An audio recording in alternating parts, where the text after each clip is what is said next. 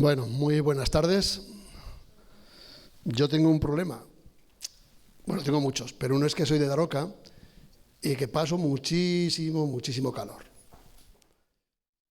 Nací un verano, pero aquel invierno, cuando supongo que me hicieron mis padres 9 meses antes, había 23 bajo cero. Ahora no pasa. Y si ustedes me permiten, me voy a quitar la chaqueta porque me estoy muriendo de calor.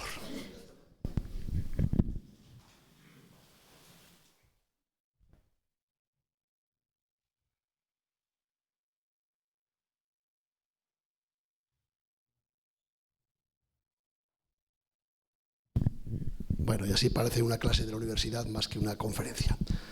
Bueno, en primer lugar, muchísimas gracias, evidentemente, a SOS del Rey Católico, a todos ustedes, a todas ustedes por estar aquí, por pasar este rato con nosotros. Muchas gracias a la asociación recién fundada, tanto Monta tanto, que no es Isabel como Fernando, eso ya saben que no es así, que no es así. Eso se lo inventaron como tantas cosas. Muchas gracias al Ayuntamiento, queridas concejalas, por estar aquí. A Chacal, a Carlos Chacal, al pianista, por su música que nos acompaña, a Felipe, que hace tiempo que nos conocemos, ¿verdad? Y me has traído alguna vez a SOS, y a Juan Carlos, que es el factotum de esta asociación, tanto Monta. Siempre es estupendo que nazca una asociación que tenga como motivo director, evidentemente, difundir, proteger, conocer el patrimonio histórico artístico de España, y en este caso más concretamente de esta magnífica villa de SOS. Por cierto, veo muchos carteles que pone visita al pueblo.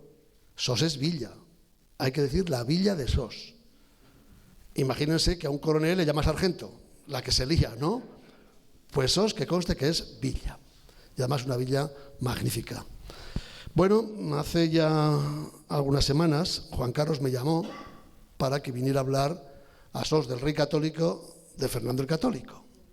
Y claro, se sigue hablando tanto de Fernando el Católico que yo pensé, ¿y qué digo yo? Algo nuevo que no haya contado en alguna ocasión sobre este personaje tan importante en la historia de España. Digo, bueno, pues las cuestiones secretas, los misterios, los enigmas en la vida de Fernando el Católico. ¿Y te pareció bien? Espero no defraudar. Y vamos a ello.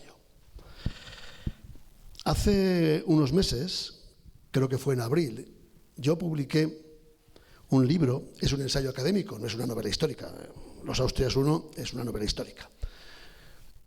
En esa doble condición que tengo, de historiador, profesor de historia medieval en la Universidad de Zaragoza y además escritor de novela histórica. Bueno, pues publiqué en el mes de abril un libro, un ensayo académico, con notas, bibliografía, esas cosas que hacemos los profesores de la universidad, que se titula Covadonga, la batalla que nunca fue. Porque nunca fue. A todos nos han explicado 1000 veces que en Covadonga, allá por el año 722, no sé por qué el 722, porque no está escrito en ninguna parte, Pelayo derrotó con 300 asturianos a 187.000 musulmanes. Hombre, con la ayuda de la Virgen es posible, pero es difícil, ¿eh? Es difícil. Los asturianos podrían tomar fabada, chuletón, cuajada, pero hombre, arroz con leche, que lo hace muy rico. Pero claro, 187.000 derrotados por 300 parece un poco desproporcionado. Es que la historia, con mayúscula, como disciplina, no es lo que ocurrió. La historia, como disciplina académica, es lo que nos han contado. Y lo que nos han contado no es lo que ocurrió. Porque la historia ha sido y seguirá siendo un arma ideológica formidable. Y el poder con mayúscula, la ha utilizado a lo largo del tiempo precisamente para justificarse. Da igual justificar una situación de hace 1000 años, de hace 2000 años o de ahora.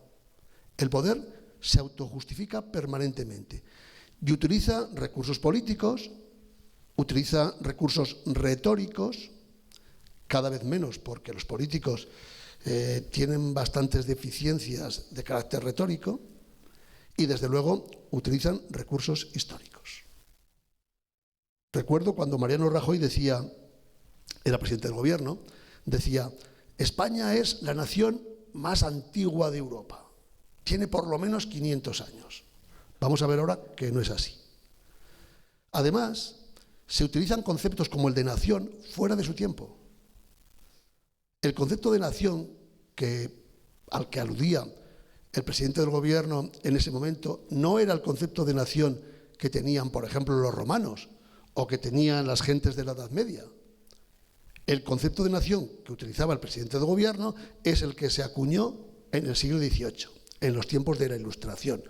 La palabra es la misma, pero ni se refiere a lo mismo ni significa lo mismo. Utilizamos de forma permanente palabras, conceptos, situaciones que parecen que son lo mismo que hace 500 años y no son lo mismo. Es el caso de España como concepto, como nación, como idea política. Es imposible que los reyes católicos, y vamos ya a entrar en materia, tuvieran una idea de España como nación, porque no existía esa idea de España, ni tan siquiera esa idea de nación que hoy en día tenemos.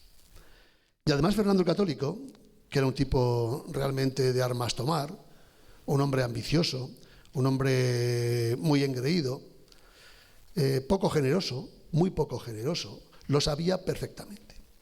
Porque además, en el siglo XV, el poder y en consecuencia el territorio y la gente sobre la cual se ejerce el poder no forman una nación, son propiedad del rey.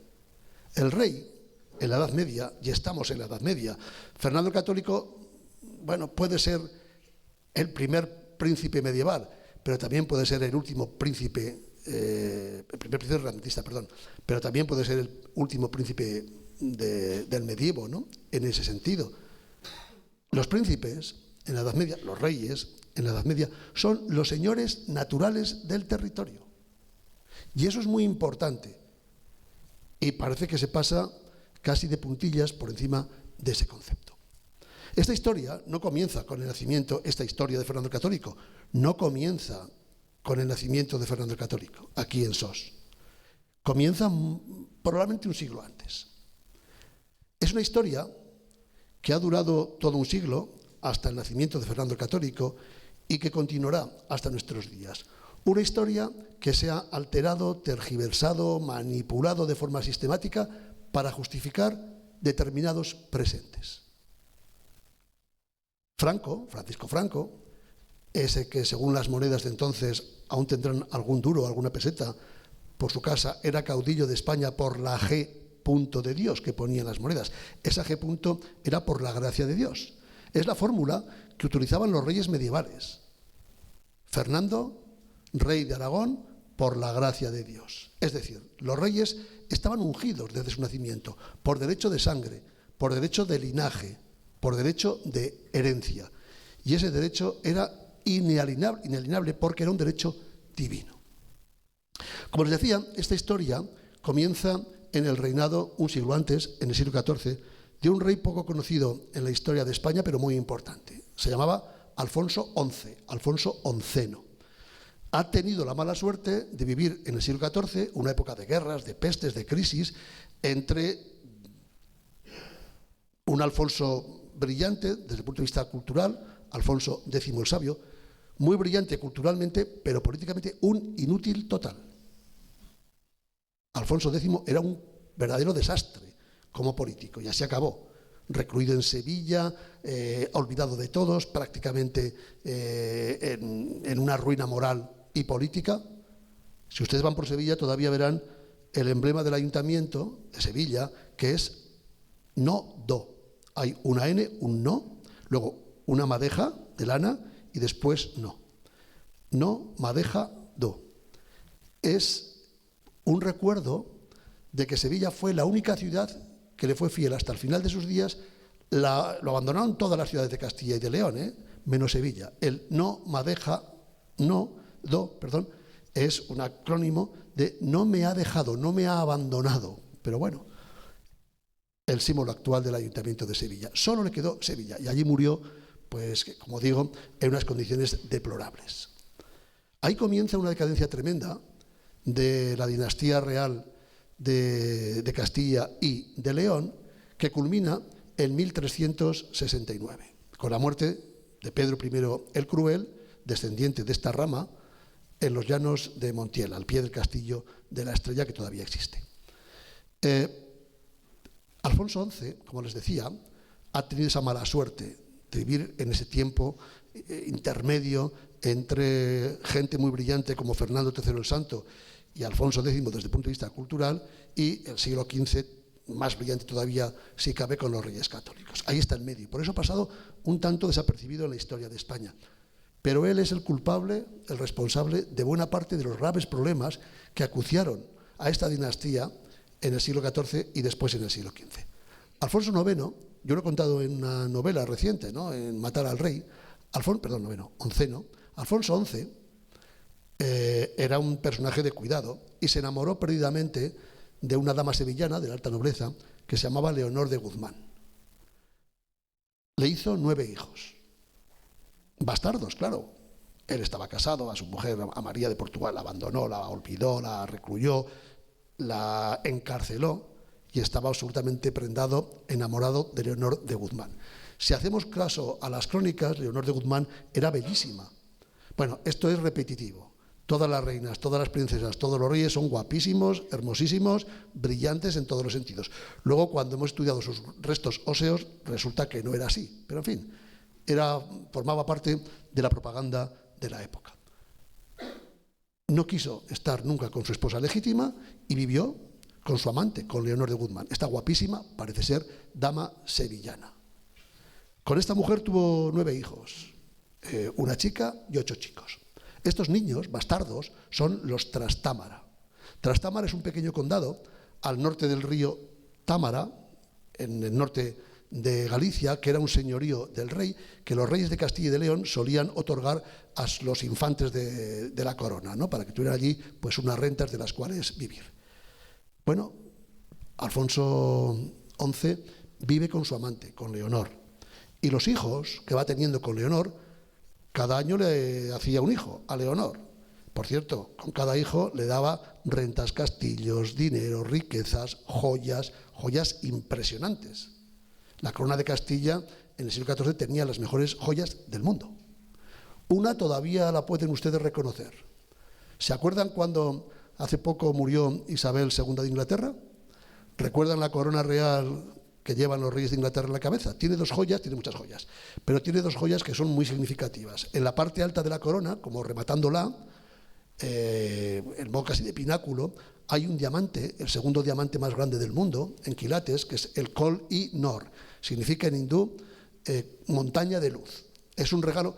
Cuando a los ingleses en la historia les han regalado algo, póngale muchas comillas, ¿eh?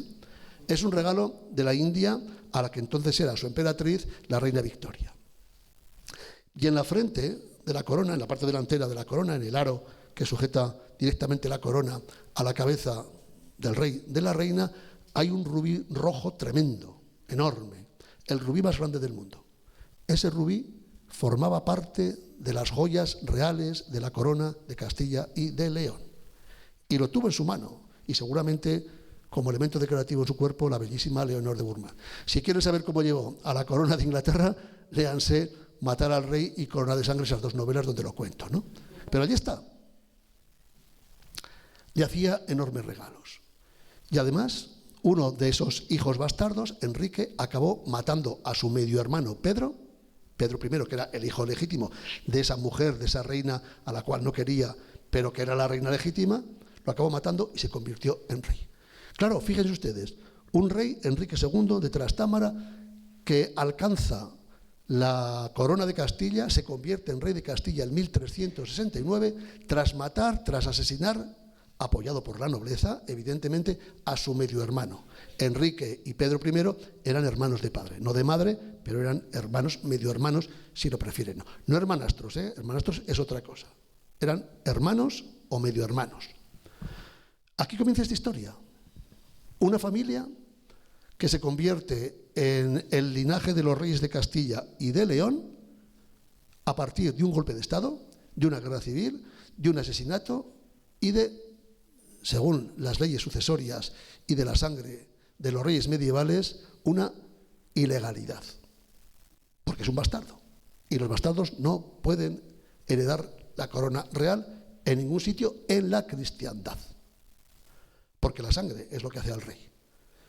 Esta familia, la familia a la cual pertenecerá Fernando el Católico, comienza, por tanto, con unas condiciones realmente peculiares, difíciles, ilegales, ilegítimas, que habrá que ir tapando a lo largo del tiempo. Esta familia, los Trastámara, tenían una obsesión. Primero, legitimar su ilegitimidad, evidentemente. Y en segundo lugar, quizá por esa especie de complejo de que no habían sido una rama legítima, sino una rama bastarda, convertirse en los grandes señores de toda la península ibérica. Y la obsesión de los Trastámara, tanto la rama castellana como la rama aragonesa, recuerden que en el compromiso de Caspe en 1412, un Trastámara, el segundo hijo del rey de Castilla y de León, se convierte en rey de Aragón, Fernando I, por la elección de los compromisarios en Caspe. La obsesión de esta familia es unificar desde un punto de vista del poder político toda la península ibérica. En estos momentos, estamos hablando ya de los tiempos previos a la monarquía de los Reyes Católicos, había 5 grandes reinos en la península ibérica. El reino de Portugal, que era independiente desde el siglo XII, el reino de Castilla y León, que habían ido a veces juntos, a veces separados, ahora estaban juntos, desde Fernando III el Santo están juntos, esos 2 reinos.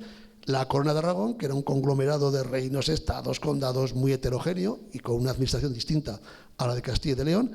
El reino de Navarra, pequeñito, pero ahí estaba con su propia independencia, y el sultanato de Granada, que era lo que quedaba, más o menos lo que hoy son las provincias de Almería, Málaga, parte de Cádiz y Granada, que es lo que quedaba de Al-Ándalus, lo que quedaba de la España musulmana.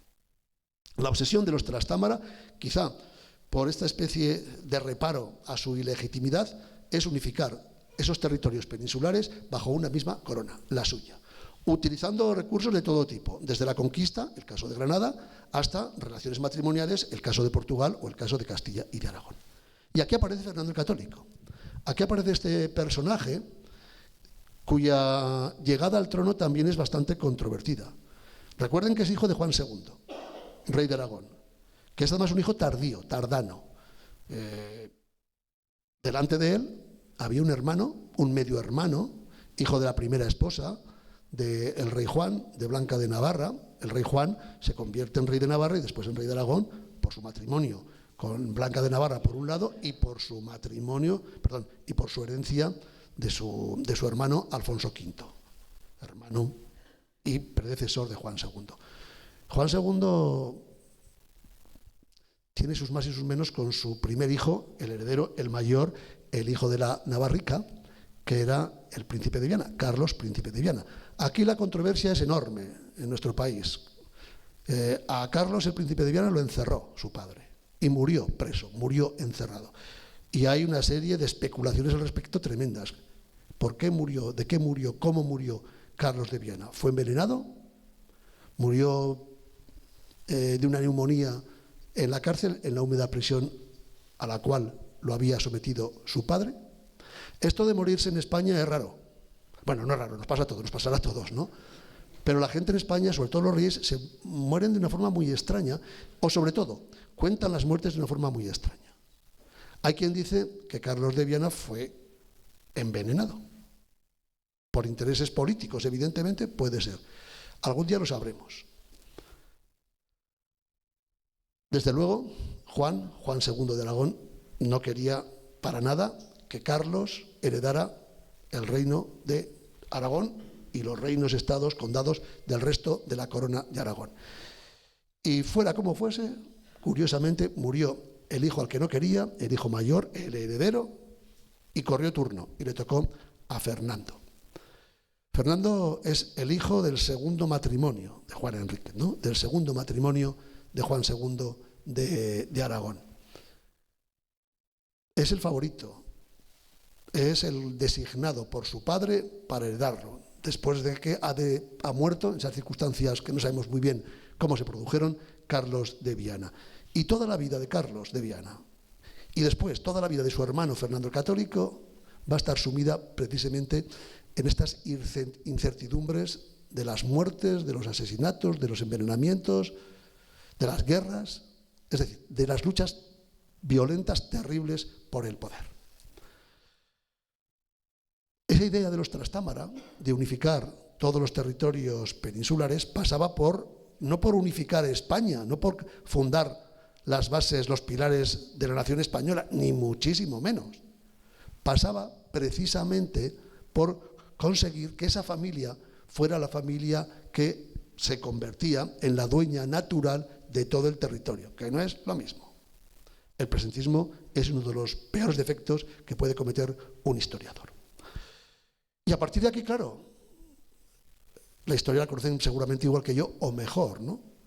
Cómo Fernando el Católico se casa con Isabel la Católica y todas las mentiras, falsedades, falsificaciones que hay detrás de todo este conglomerado de intereses que vivirá lo que hoy es España en los últimos años del siglo XV y primeros del siglo XVI.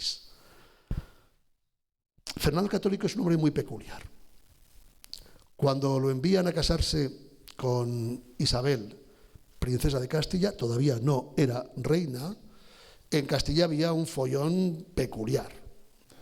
Isabel no era la heredera legítima. La heredera, porque en la transmisión de la sangre funcionaba así, era Juana la Beltraneja. El rey Enrique IV, el medio hermano de Isabel la Católica, había, de alguna manera, cedido en las pretensiones al reino de su hija y le había pasado la herencia a Juana. No porque aquello que se corrió después de que Juana la Beltraneja no era hija legítima del rey. La reina, la esposa de Enrique IV, pues por lo visto se había acostado con Beltrán de la Cueva, un valido, una especie de primer ministro, un consejero áulico de Enrique IV, y que por tanto la reina había cometido adulterio. La reina portuguesa, Juana de Portugal, había cometido adulterio. Eso lo hicieron correr, pero de una forma realmente muy impactante como propaganda política, los agentes de Isabel, porque no querían, bueno, son cuestiones políticas muy complejas, no querían que Juana fuera la reina, y apoyan a Isabel. Bueno, apoyan a su hermano pequeño, el hermano de Isabel la Católica, el príncipe Alfonso, el infante Alfonso, que era 2 años menor que ella, pero era un chico. En Castilla, las mujeres podían ejercer el poder real. En Aragón no. En la corona de Aragón, aunque no hubiera un varón, las mujeres podían, es lo que era Petronila, ¿no? Es lo que podían hacer era transmitir la sangre real. Una reina de Aragón podía transmitir a sus hijos la sangre real, el linaje, el poder, la autoridad, la autoritas regia. Pero ella no podía reinar. En Castilla sí. En Castilla las mujeres podían reinar siempre y cuando no hubiera por delante de ellas un varón, aunque fuera más pequeño, aunque fuera menor. Esto lo han copiado en la Constitución española, a ver cuándo la cambian. Felipe VI, el actual jefe de Estado con el título de rey, es menor de edad que sus 2 hermanas. Elena y Cristina son mayores de edad. Pero la Constitución dice, aunque todos somos iguales ante la ley, cosa que no es cierto, la propia Constitución se corrige. Dice, bueno, pero en el caso de la jefatura del Estado tienen prevalencia los varones sobre las mujeres. Por eso, si la reina Leticia se quedara mañana embarazada, no sé si podrá ya, pero si se quedara embarazada y naciera un chico, Leonor dejaría de ser la princesa de Asturias, como le ocurrió en algún caso a las princesas y a las infantas de Castilla. Y el futurible hijo de Felipe VI, hijo varón de Felipe VI y de Leticia, pasaría por delante de Leonor porque lo dice la Constitución. Eso está copiado de las leyes medievales de Castilla. Bueno, Isabel la Católica tenía un hermano varón, menor que ella, pero tenía prevalencia. Y es curioso, el niño cuando tiene 16 años se come una trucha y se muere. Fíjense cómo se muere la gente y se va muriendo a lo largo del siglo XV, ¿no? ¿De qué murió el principito Alfonso?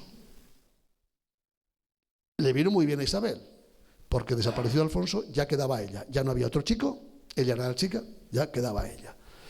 Y claro, esa idea de los Trastámara de unificar los territorios venía como anillo al dedo, sabiendo que había un Trastámara, Juan II era Trastámara, Fernando I, Alfonso V eran Trastámaras. Venía muy bien porque eran de la misma familia. Y los Trastámaras, ya desde Enrique II, llamado el de las Mercedes, claro, de las Mercedes, el de los favores, porque le ayudaron tantos nobles a deponer y a matar a su hermano Pedro I, que luego tuvo que devolver esos favores, pues dándoles feudos, riquezas, etcétera, etcétera. Buena parte de la estructura de la propiedad fundiaria de España, territorial, del Guadiana para abajo y del Tajo incluso para abajo, es porque estas familias nobles que ayudaron a Enrique de las Mercedes, a Enrique II, a hacerse con el poder en contra de su hermano Pedro, recibieron enormes latifundios de la monarquía. Y hasta hoy. No quiero decir nombres. Medina Sidonia, Duque de Alba, todos estos. Pues vienen de aquí. Legítimo, entre comillas, ¿no? Bueno, Fernando está encantado con irse a casar con la infanta a la cual su hermano ya le ha reconocido que es la heredera, ha desheredado a Juana. Luego se echará a marcha. Esto de cambiar de opinión también viene de lejos, ¿eh? No crean ustedes que es de ahora. Los dirigentes suelen cambiar de opinión con harta frecuencia. Enrique IV primero admitió como legítima y sucesora a su hija Juana, a la Beltraneja, luego cambió de opinión y luego volvió a cambiar de opinión. Claro, eso llevó a 2 guerras civiles entre las gentes de Castilla. Fernando aparece en el momento preciso y Juan II, rey de Aragón, que es un castellano, que ha nacido en Castilla, que es uno de los grandes propietarios terratenientes de esta familia de los Trastámara, pues ve con muy buenos ojos que su hijo se case con esta chica, con Isabel, a la cual su hermano, su medio hermano Enrique IV, la ha reconocido como reina, luego la desheredará, pero la volverá, en fin, estos líos entre familias, que tampoco es algo nuevo. Ve muy bien que es la posibilidad de unificar, de unir, por lo menos políticamente, que no dinásticamente, perdón, que no políticamente, la corona de Aragón con la corona de Castilla y León. Y se casan. Se casaron en 1469. Ya saben ustedes la historia de cómo Fernando el Católico tuvo que ir disfrazado de mozo de mulas, de mercader, para que no lo apresaran en el camino los castellanos y lo liquidaran, que es lo que pretendían, ¿no? Aquí comienza una historia realmente apasionante, de guerras, de violencia, de enfrentamientos, de manipulación de la historia, de falsificación de documentos. El matrimonio de Fernando y de Isabel era nulo de pleno derecho. Eran primos segundos. Eran trastámaras los dos. Y hacía falta, para poderse casar, se podían casar, pero para que el matrimonio fuera válido, fuera legítimo, fuera legal, hacía falta una dispensa del Papa. Esa dispensa no se hizo. La falsificaron. Se casaron con un documento falso. No importa. Eran los reyes, fueron después los reyes, entonces no. Por cierto, sí que era rey, sí que eran reyes. Dicen, no, es que ella era la infanta de Castilla y él era el príncipe de Aragón. No. Juan II envió a su hijo a casarse con Isabel a Valladolid, pero le había dado el título de rey de Nápoles. Es decir, Fernando el Católico no era rey de Aragón, vivía su padre, pero llevaba ya el título de rey de Nápoles. Bueno, aquí comienza una historia realmente apasionante que apenas nos la han contado en los libros de historia. Fernando el Católico es un personaje de cuidado en todos los sentidos. Y como buen Trastámara le encantaban las mujeres. Casi me equivoco y digo como buen Borbón. No, como buen Trastámara. Casi me he equivocado, perdón. ¿Qué estaría yo pensando, no? Le encantaban las mujeres. Hasta tal punto que cuando llega a Castilla para casarse, de esa forma un poco oculta, disfrazado, ha dejado a una dama, a doña Aldonza Ruiz, la ha dejado embarazada. Es decir, cuando va a casarse ya tiene visos de ser enseguida padre. Una mujer, Aldonza Ruiz, de la cual parece ser, según cuentan las fuentes, que estaba muy enamorado. También era muy guapa, faltaría más, ¿no? Un rey no va a estar tonteando con la fea del pueblo, ¿no? Con perdón por la burda expresión. Isabel supo durante toda su vida que Fernando era un hombre muy dado a acostarse con todo tipo de mujeres. Guapas todas, claro, faltaría más, ¿no? ¿Tenía celos? Bueno. ¿Lo llevó bien? Bueno, lo llevó. Ojo, estamos en una época, en la segunda mitad del siglo XV, en la cual y durante la Edad Media también, incluso en el Renacimiento, en la cual que un rey tenga muchas amantes y muchos hijos, fuera del matrimonio me refiero, no es un desdoro, al contrario, es una señal de que el rey es un hombre potente. Recuerden el adjetivo potens que pone en muchos escudos, en muchos emblemas de las realezas europeas, ¿no? De los reyes europeos. Vir potens, varón, potente, con potencia. Potencia física, potencia sexual. Y además Fernando el Católico es un rey mesiánico. Bueno, Fernando el Católico realmente pasó por muchas camas, perdón por la expresión un tanto burda, y dejó decenas y decenas y decenas de hijos por todas partes. A Isabel le hizo 4, a Isabel la Católica, ¿no? Pero luego tuvo varios hijos. Solamente reconoció, y esto era también habitual, los reyes cuando tenían hijos bastardos fuera del matrimonio, solamente reconocían a los hijos que habían tenido con mujeres nobles. Este hijo que tuvo con Aldonza Ruiz era un hijo de una mujer noble, era una mujer de la nobleza de catalana, ¿no? De la zona de Cervera. Y lo reconoció. Isabel sabía perfectamente que era el hijo. Bueno, lo reconoció y con 4 años, lo nombró arzobispo de Zaragoza, que no está mal, ¿eh? Ustedes imagínense, la escena debió ser, yo no la vi, casi, por mi edad, ¿no? Pero imagínense ustedes la escena, ¿no? Un niño de 4 años, hijo del rey, que todo el mundo sabe que es hijo del rey, porque el propio rey lo ha reconocido. Fernando dice, este es hijo mío, lo he tenido con una noble de Cervera, entrando en la SEO de Zaragoza, vestido de arzobispo. Habría que hacerle la ropa a medida al bueno de don Alonso de Aragón, en un caballo, para ser proclamado arzobispo zaragozano en la SEO. Por cierto, de casta le viene al galgo. A pesar de ser arzobispo, ya cuando se hizo mayor, fue cumpliendo años, empezó a tener hijos e hijos e hijos. También el arzobispo de Zaragoza era un personaje de cuidado, pues hijo de su padre, ¿no? Evidentemente. Y Fernando el Católico siguió teniendo hijos y teniendo hijos y teniendo hijos. E Isabel, ¿qué iba a hacer? Pues incluso alguno de ellos lo acogió en la corte y lo educó, porque era hijo del rey, de su esposo, no de ella, pero también hijo del rey. Y claro, un rey con tantos hijos era un rey vir potens. Además, en aquel tiempo corría una especie de suerte entre las ciudades, sobre todo por la costa levantina, en Cataluña, en Valencia, por el sur, de que había una amenaza, que era cierta, la amenaza de los turcos. Los turcos, musulmanes, los otomanos, habían conquistado Constantinopla en 1453. Constantinopla, la actual Estambul, la capital histórica, ahora no es, ahora es Ankara, pero fue la capital histórica de Turquía hasta 1923, era una ciudad cristiana. Había sido la capital de lo que quedó del Imperio Romano. El Imperio Romano no cayó en el año 476, cayó la mitad, pero la otra mitad, la oriental, en forma de imperio bizantino, aguantó hasta 1453. Aquello fue tremendo para la cristiandad. Había caído la gran ciudad de Oriente que era Constantinopla, ahora ya llamada Estambul. Pero en 1492 Fernando el Católico entra victorioso en Granada y acaba con el dominio musulmán en la península ibérica. Las cruzadas hacía 2 siglos prácticamente que habían acabado, pero corre por ahí ese chascarrillo, esa noticia, ese, hoy diríamos bulo, de que va a aparecer un rey al cual las crónicas mesiánicas de la época llaman el rey murciélago, que saldrá de la oscuridad de la cristiandad para recuperar los santos lugares, Jerusalén, y devolverlos a la cristiandad. Y enseguida, los pelotas de turno, que los había, y muchos, dicen, este es Fernando el Católico, este es el rey murciélago, este es el rey que va a unificar la cristiandad contra el Islam. Uno de los muchos bulos que corrieron por la época, que se le asignaron a Fernando el Católico. Fernando el Católico se lo creyó, él menudo era, le encantaban los halagos.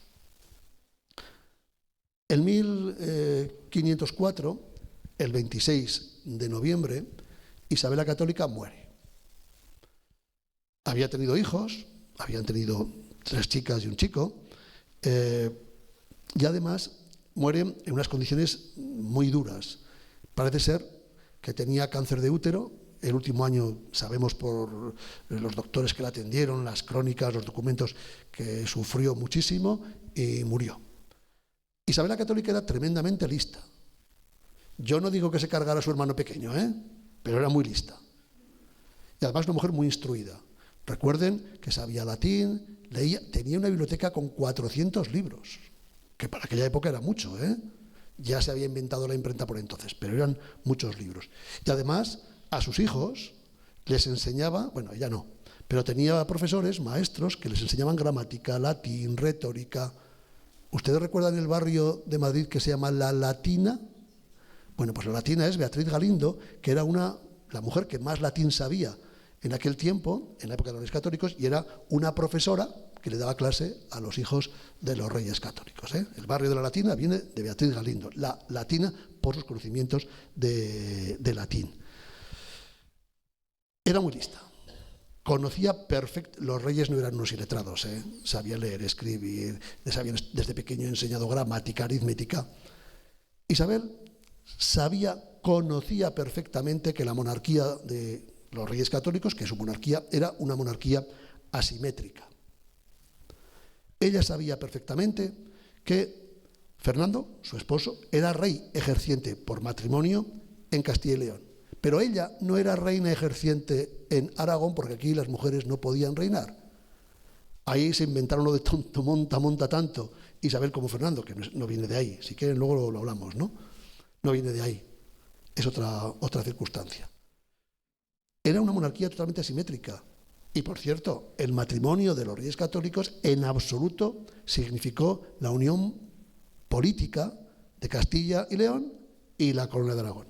Siguieron siendo dos reinos totalmente independientes, totalmente separados, con instituciones distintas. Cortes en Castilla y León, cortes en Aragón. Además, en Aragón había cortes en la corona, había cortes diferenciadas en Valencia, en Cataluña, en Mallorca, en Valencia.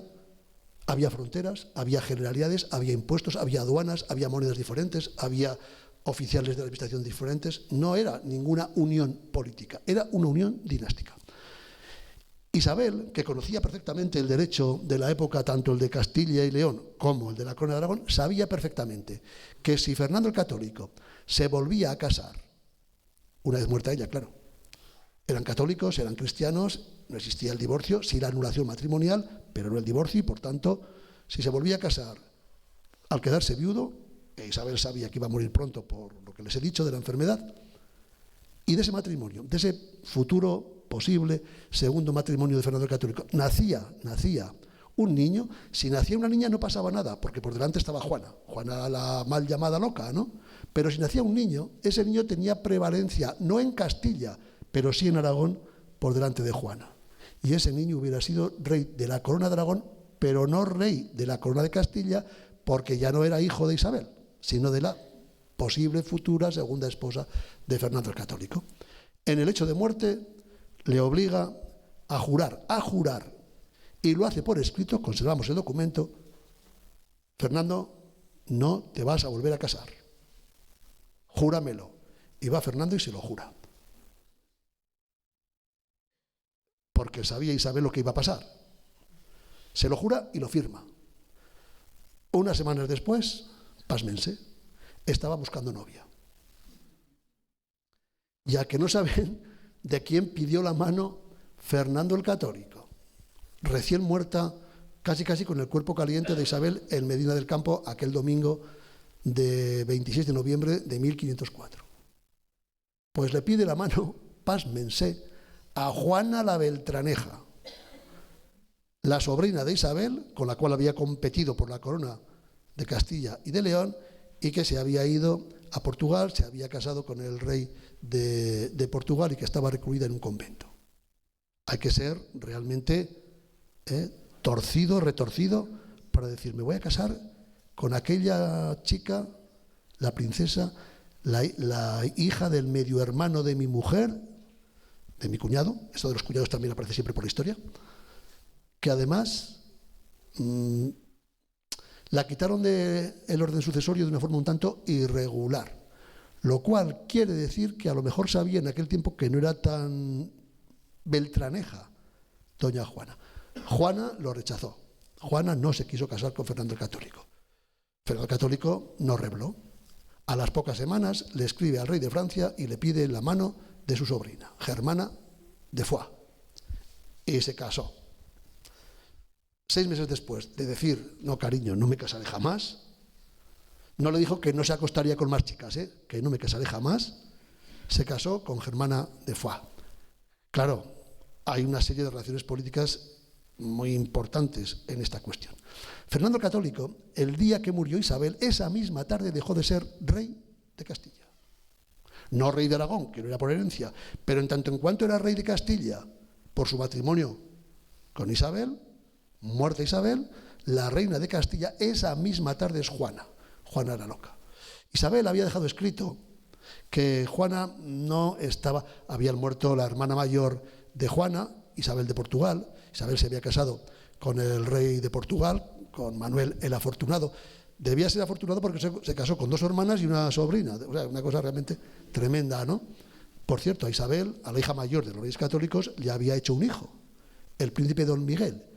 Si ustedes van a la Capilla Real de los Reyes Católicos, junto a la Catedral de Granada, verán que está allí los magníficos sarcófagos de los Reyes Católicos y de Felipe el Hermoso y de Juana la Loca. Bajamos a la cripta, están allí los 4 ataúdes y hay uno al fondo a la derecha, en la cripta pequeñito, ese es el infante, el principito Miguel, hijo de Isabel, la hija mayor de los Reyes Católicos y del rey Manuel de Portugal. El príncipe Miguel murió muy jovencito, no llegó a los 3 años de vida, 2 años de vida. Pero fíjense, ese niño era, en el momento de morir y durante el poco tiempo que vivió, fue el heredero de Portugal, el hijo del rey de Portugal, el heredero de la corona de Castilla y de León, por ser el hijo de la hija mayor de los Reyes Católicos. El segundo hijo de los Reyes Católicos, que tenía prevalencia, Juan. El príncipe Juan había muerto, se casó con Margarita de Austria, y dicen las crónicas de la época que practicaban tanto la coyunda, dicen así, del matrimonio, que Margarita de Austria se lo cargó en la cama. Una cosa, lo digo de forma muy un tanto brusca, pero fue así. Abusaban tanto de eso que hay que hacer cuando te casas, dicen, que lo mató. Acabó agotado el pobre príncipe Juan. Margarita siguió a la suya, ¿no? Pero el príncipe Juan murió, y sin hijos. Bueno, pasó entonces de nuevo la corona a la que había sido princesa de Asturias, Isabel. Pero Isabel murió, pero tenía este niñito. Este niñito murió y entonces la corona pasó a Juana, llamada la Loca.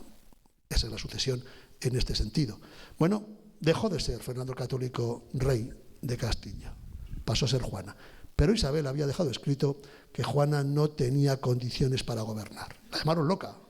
No estaba loca, ¿eh? Yo quiero, y lo cuento en forma novelada, claro, en el libro primero, la novela primera de la trilogía de los Austrias, yo creo que la volvieron loca su padre, Fernando el Católico, que la encerró, probablemente su madre también, su esposo, Felipe el Hermoso, un pájaro de cuidado, e incluso su hijo, Carlos V, que cuando iba a visitar la Tordesillas iba por la pasta. La saquearon. Vino inmensamente rica de Flandes, cuando vino con su esposo, con Felipe el Hermoso, a hacerse cargo de la corona de Castilla. Felipe el Hermoso era Fernando el Católico lo mismo. Felipe el Hermoso fue Felipe I de Castilla, por cierto. ¿Le llaman rey de España? No, era rey solo de Castilla. Felipe I el Hermoso nunca fue rey de la corona de Aragón, seguía siendo Fernando el Católico.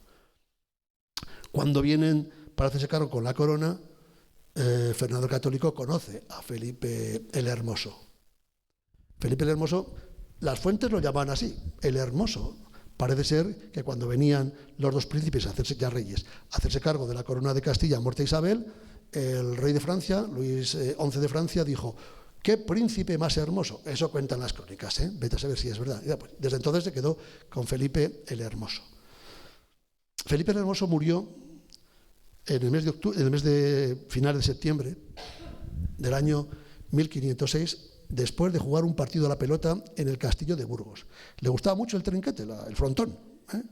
Bueno, estaba allí jugando en el castillo de Burgos, hay una pared de piedra, y estaban jugando con los nobles, tuvo sed, estábamos todavía muy a principios del otoño, bebe un vaso de agua fría, en Burgos el agua siempre está fría, y se muere. Bueno, yo cuando escribí el tomo primero de los Austrias, cogí los textos de los cronistas de la época y se los leí, actualizándolos, claro, en lenguaje actual, a un amigo mío, muy amigo mío, que fue vicepresidente de la Sociedad Española de Cardiología. Y le leí sin decir lo que era, estos textos, varios textos. Y me dijo, ¿qué te parece esta muerte? Estoy escribiendo una novela, no le dije de qué. Me dice, esto es un envenenamiento. Los síntomas, ¿no?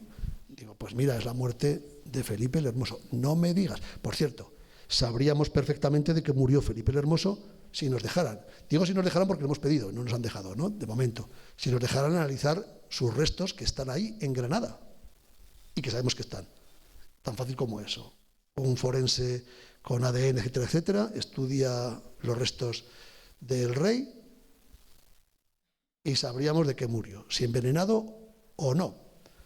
Yo no sé, un señor de 26 años, fuerte, bien alimentado, morirse por beber un vaso de agua fría después de jugar un partido de la pelota, yo no sé si eso es muy así, ¿no? Por cierto, tardó varios días en morir. Le dio tiempo a Juana, que la había ya encerrado en un castillo cerca de Burgos, le dio tiempo a venir, a estar con él. Y los síntomas de la muerte son tremendos. Fiebres, supuraciones, en fin. Huele a envenenamiento que mata, ¿no? Nunca mejor dicho. Pero bien, nunca lo sabremos hasta que no se analice el cadáver, porque sobre esto hay mucha especulación. ¿A quién convenía la muerte de Felipe el Hermoso?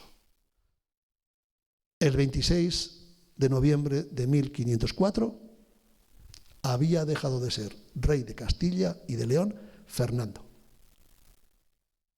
Y cuando viene Felipe el Hermoso a hacerse cargo de la corona con su mujer, con Juana la Loca, humilla de una manera realmente terrible a Fernando el Católico. Se entrevistan allá en el Reino de León, en el norte del Reino de León, en el sur de Galicia, se entrevistan Fernando el Católico, entonces regente de Castilla, porque el rey todavía no había llegado, el rey y la reina no habían llegado, regente de Castilla, ya no rey, pero sí de Aragón, claro. Se entrevistan Felipe el Hermoso y Fernando el Católico. Felipe el Hermoso era tan peculiar que a Juana la orilló, la apartó y solía ir con una de sus amantes. Total, como nadie... Ocurrió una cosa muy divertida, muy chusca en Valladolid, ¿no? Llegó Felipe el Hermoso, Valladolid empezaba a ser una especie de centro de la corte, y iba con una chica, una señora, una dama, y la gente empezó a gritar, ¡viva la reina, viva la reina! No habían visto nunca a Juana la Loca, claro. Pues era una de las amantes. Cuando se corrió entre el pueblo de Valladolid, que no era la reina que la tenía encerrada, sino que era una de sus muchas amantes, empezaron a insultar al rey, claro. Sinvergüenza, no sé qué, esas cosas, ¿no? Bueno, ahora vemos a un rey, bueno, pues estamos acostumbrados a verlo, pero entonces, ¿quién iba a reconocer a Juana la Loca? Si además, todo lo más, a lo mejor, pues habían visto un retrato en algún sitio, pero lo recuerdo que entonces los retratos de los reyes se utilizaba mucho hoy llamaríamos Photoshop. No les cuento nada, la sorpresa que se llevó Felipe II cuando se casó con su tía, reina de Inglaterra, María, le había enseñado un retrato, el retrato ya es como para echarse a temblar, ¿no? Pero cuando el embajador de España vio a María la Sangrienta, le escribió una carta a Felipe, que era un chico guapo, 26 años, rubio, ojos azules, un poco prognático de los Austrias, le dijo, Alteza, menudo cáliz os vais a beber. ¿Cómo sería? El retrato de Holbein ya es peculiar, ¿cómo sería? Y tiene mucho Photoshop, ¿no? Bueno, nadie conocía a los reyes, evidentemente. Los conocían porque los ponían en unos estrados cuando iban a una ciudad, vestidos como reyes, la corona, en fin, esos símbolos, el cetro y tal, pero nadie podía identificar a un rey. Bueno, Fernando el Católico se la tenía jurada a su yerno, que lo humilló. Tuve una entrevista en Villafácil, a este pueblo del norte de León, y allí lo humilla. Felipe el Hermoso, que es el rey, viene con 3.000 lansquenetes, guerreros alemanes, flamencos, y el pobre Fernando tiene pues unos 300 soldados, su guardia y poco más. Lo humilla, tiene que huir, tiene que escapar o irse con el rabo entre las piernas de Castilla, entra en Aragón, ya está en sus dominios, entra por ahí, por el Valle de Aranda, en la zona del Moncayo, y se va a Italia, se va a Nápoles con el gran capitán y se quiere olvidar de Castilla. Año y medio después muere, no Fernando el Católico, Felipe el Hermoso. Por cierto, en el año 1509, hacía ya unos años que había muerto Felipe el Hermoso, uno de los flamencos que vinieron con el rey, venía de Flandes, ¿no? Por cierto, no sabía hablar español ni castellano. En el mercado de Vitoria, un domingo dijo: el asesino, el culpable de la muerte del rey don Felipe el Hermoso, es el viejo aragonés. El viejo aragonés es como llamaban los castellanos a Fernando el Católico para humillarlo. Obvio decir lo que le pasó a este hombre. Seguramente se había ido de chiquitos por Vitoria, se fue de la lengua lo que le ocurrió. Al día siguiente lo liquidaron, lo ahorcaron, lo mataron, ¿no? Pero alguien recogió esa noticia. Fernando el Católico se convierte otra vez en regente de Castilla y de León. Ya nunca se llamó rey. Se casó con Germana de Foix e hizo todo lo posible por dejar embarazada a Germana de Foix. En 1509 nació un niño, al cual dio tiempo para bautizarlo con el nombre de Juan. Durante unas horas, apenas llegó a un día, ese niño, hijo del rey católico y del segundo matrimonio del rey católico, Germana de Foix, fue el heredero de la corona de Aragón. Pero no, evidentemente, el heredero de la corona de Castilla, porque Fernando ya no era rey de Castilla. La biología tiene estas cosas. Ese niño murió y volvió la corona, la herencia de la corona de Aragón, a Juana, a falta de un hermano varón de la propia Juana. Fernando el Católico, quizás su gran secreto, siguió intentándolo, pero ya no consiguió dejar embarazada a su esposa legítima, a su segunda esposa legítima. Hizo de todo. Se puso morado de comer criadillas de toro, testículos de toro, porque decían que los testículos de toro, de lo que se come se cría, oía yo de pequeño, daban potencia viril, ¿no? Y que por tanto la podía dejar embarazada. Se puso ciego de marisco, se intoxicó. Almejas, esas cosas que parece que son afrodisíacas.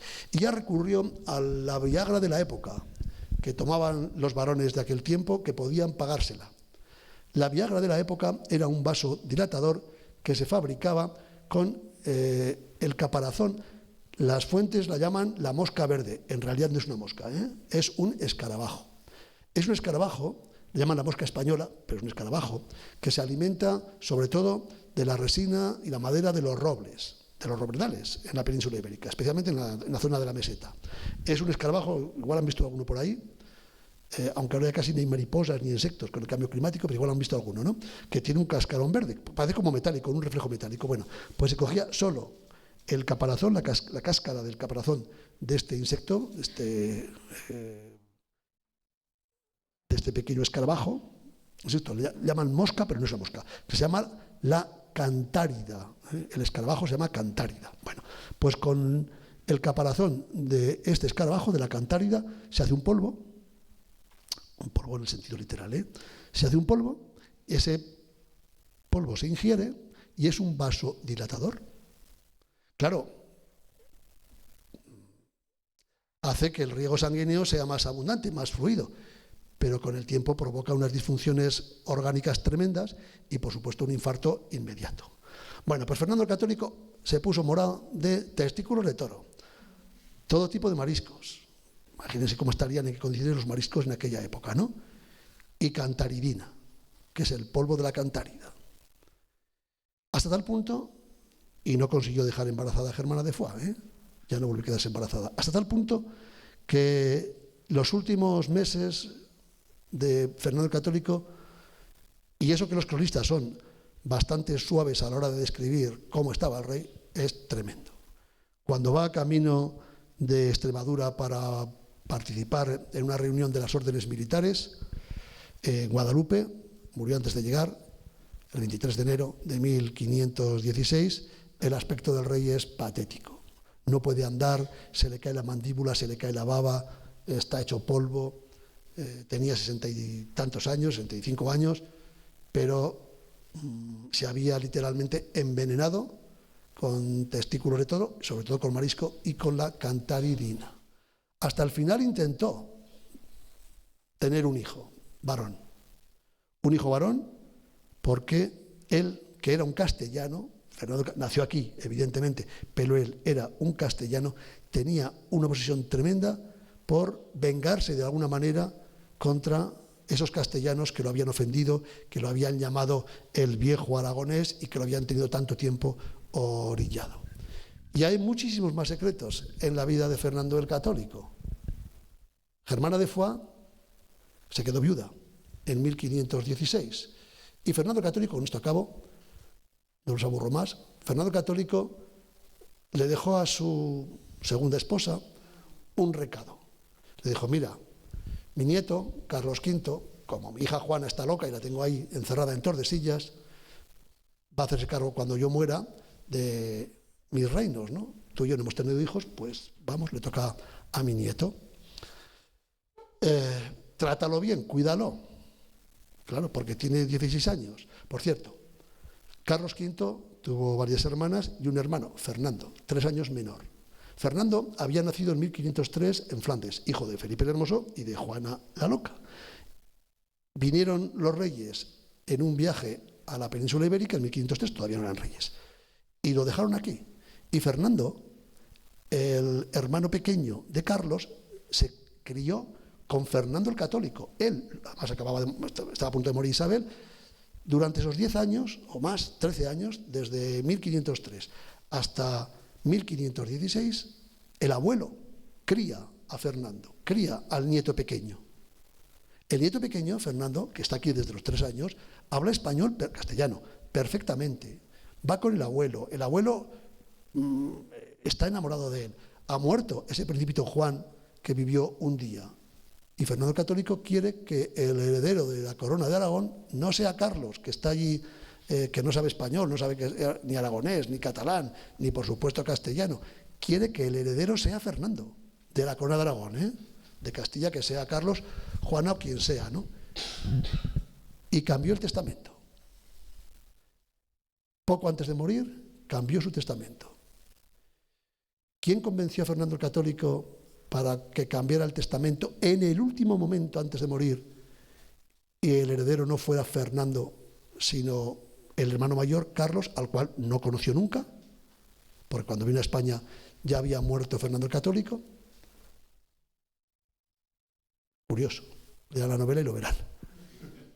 Le había dejado ese encargo, acabo la de verdad, no les engaño más, había dejado el encargo a Germana de que cuidara a su nieto. Vamos a llamarle abuelastra, si es que existe ese concepto. Porque claro, no era la abuela carnal era Isabel la Católica, era la abuela, mejor dicho, la mujer del abuelo, ¿no? La esposa del abuelo, de Fernando el Católico.